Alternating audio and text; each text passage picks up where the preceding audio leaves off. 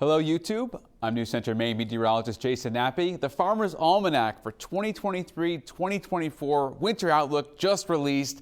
Let's get into it. But first, talk about what happened last season here. We'll talk about Maine. Obviously, I'm a News Center Maine meteorologist, but I will cover the whole country. So hold on a second. Caribou, Maine, up north in the county, 127 inches and change. Yes, the plows were busy. Heading down east towards Bangor, snow mixed with some rain, still above the average. 71 inches of snow. Heading down south towards Route 1, down to Portland, 56.5 inches of snow. This is last year during a La Nina, okay? Now we're going to talk about 2023, 2024, the Farmer's Almanac. It's been going since the 1800s. They have a time-tested formula for more than 200 years. And here it is. This is the hand-drawn map, a version of what they put out that I went ahead and just drew. Let's do it kind of region by region. Seasonably cold and wet Pacific Northwest. That's because of the El Nino coming up. You get that ridge building in the Northwest. Cold to average snowfall up in the heartland, up to the high plains. Unseasonably cold and stormy as you get that subtropical jet stream coming off the southern plains. Over towards the southwest, desert southwest, wintry temps and seasonably stormy. Once again, you get that Pacific jet going on. You get that jet stream, the subtropical jet, and then you have up here, big ridge. So you don't normally get the polar jet coming into the Pacific Northwest. Let's flip the script now and talk about what's happening here in the Ohio Valley. Great Lakes, cold and stormy with that polar jet. Up in New England, cold and snowy, which you expect pretty much every year. Frosty, flaky, and slushy, the Mid-Atlantic. Yes, there's New England, and then there's the Mid-Atlantic. Those are two different regions. And then here's a big one, a big topic of discussion is the Southeast. Now, here, it's going to be chilled and wet because, once again, you have the jet stream, the subtropical jet, and we'll see if the polar jet hooks up with that as we get into the forecast here. I'm far from done. That's just the appetizer. I'm going to get into it now in more detail on the social medias where you can follow along and do these kind of every couple weeks or so. So let's really get into the meat of this, and I'm doing this around Thanksgiving time, so you get the analogy or pun there. Here's the weather lore for December, okay, from the Farmer's Almanac as we get into winter. The nearer the new moon to the Christmas Day time frame, the harder the winter.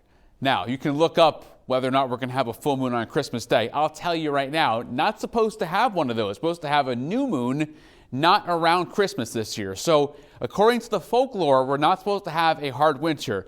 However, we got a few wild cards here with El Nino. So the equatorial Pacific is where you have the warming of the water, and that is what an El Nino is. The cooling was La Nina. Well, what happens is, in certain years, these trade winds are weakened and pushing that warmer water off the coast of South America here. And that's a strong El Nino. And what's going to happen this year, once again, with the El Nino and the Farmer's Almanac, they're seeing this, okay, their formula's seeing this, Pacific Northwest, you get the big ridge, subtropical jet here, the dryness down to the Ohio Valley, portion of the Mid-South here, Arkansas, and then here's that polar jet. That is key. With snow, you need cold air, you need moisture. So here's just really, I went and just dug into the kind of the depth of this Farmer's Almanac, kind of page by page, and broke down a few of their red flag wintry events. They are expecting the second week of January for west and east, at both coasts of the U.S., to have storms, okay, on basically right in the second week. So right we kick off the new year, this is when the pattern is supposed to flip, when the subtropical jet and the polar jet come together.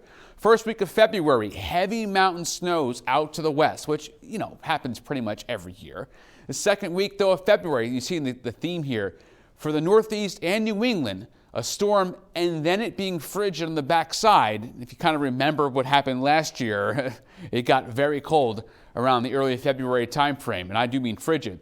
The first week of March, still winter, East Coast storm they have kind of pinpointed. And the third week of April, the high terrain of New England for a snowstorm. So they're projecting that this winter coming up is going to last longer than last winter did. Last winter, it was more of a cold and rainy, not so much a snowy April. So here's a look at the sea surface temperature for El Nino. Okay, now you're starting off here. These are the months here. So, for example, let's go here, December, January, February, DJF. Okay, so watch what happens here. Anytime you get to 1.5 on the SSTs, that's considered a strong El Nino. Okay, and here's that line. All the models have it as a strong El Nino. Watch, when you go down here, December, January, February, and then watch what happens here. You go from a strong to a moderate El Nino, not necessarily weak until really as we get over towards April, May, June, but really end of kind of December, January, as we get to February, we start to see a weakening of the El Nino. And this really could be a huge key, one of the key factors, one of the variables here as the El Nino goes from strong to moderate or even weak, where things start to change. So I'll start you off beginning of winter. A lot of inland runners we're going to be seeing, like we've seen in November, which is not a winter month necessarily, but still, a lot of inland runners, so rain at the coast, snow inland. That's what we're going to see the first half of winter, give or take a few weeks. And that means for us here in Maine, New Hampshire, back towards Vermont, a lot of the rain penetrates inland with that warm air. There's not enough cold air in place, so you see these tracks here, coastal storms with not enough cold air, inland runners. We had a lot of that last year, even though it was a La Nina. Here is the key. This is what you've been waiting for, right? Okay? Put down the slice of pizza for a second. Big time snow, the second half of winter, big nor'easters, and I do mean big ones, if we get the polar jet to hook up with the subtropical jet, and we have the cold air, a little blocking in the North Atlantic to drain that cold air down the Labrador Current would help. And here we get low pressure just bombing out, bomb cyclones happening right over Cape May, New Jersey, going up the coast.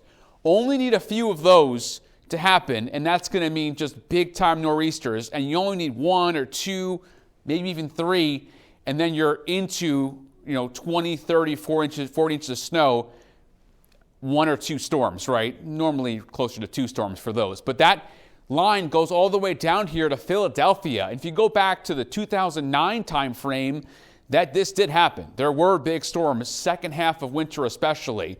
So I want to focus even deeper on the Farmer's Almanac and their zoned forecast here, is what they call it. From February 8th to the 11th, sometime in that time frame, a 6-inch coastal storm along the coast of the East Coast and about a foot plus inland is where that's a big storm right there, especially inland. And then you go to March, how about a Great Plains blizzard? Yes, I'm covering the whole country here. March 4th to 7th, you get to the end of the first week of March, an East Coast storm, another one with wind, and that, thinking about a gale there, thinking about storm warning, thinking about big high seas and breakers, heavy rain and snow all the way into New England. So that's where early March, once again, March can, go in like a lion. It also can go out like a lion depending on what happens here. Look at the 20th to the 23rd. You see the southeast severe storms. That's when their severe weather season is really cranking up with that cold and hot air kind of clash. Then, as just a kind of a nugget or a special bonus, which would not be good for most of us, because I think most of us want to see the eclipse, that's going to be coming up April 8th to 11th. And right now, they're predicting the clouds block that eclipse. April is still a winter month for a good chunk of the Northeast, New England, and there's normally a lot of clouds around, so I can't disagree with that forecast. So to recap here, the Farmer's Almanac, what you're seeing, seasonably cold and wet in the northwest, could even be above average temperatures because of that big ridge. Cold with average snowfall, not a big change here over towards the heartland. Unseasonably cold and stormy. You got to watch out North Texas.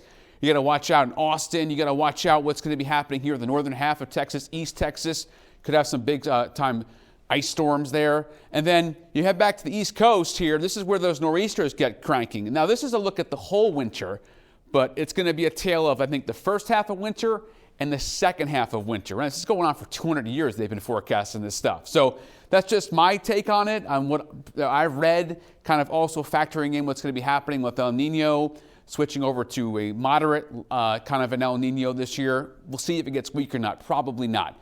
But I appreciate you for following along, for joining the conversation. I'm trying to read every comment and respond to as many as I can. And we'll take a look at whether the Farmer's Almanac gets it this year or whether or not we get the snow, or maybe we kind of get a 50-50. We'll all break it all down. I thank you for being part of the community, and we'll talk to you next time.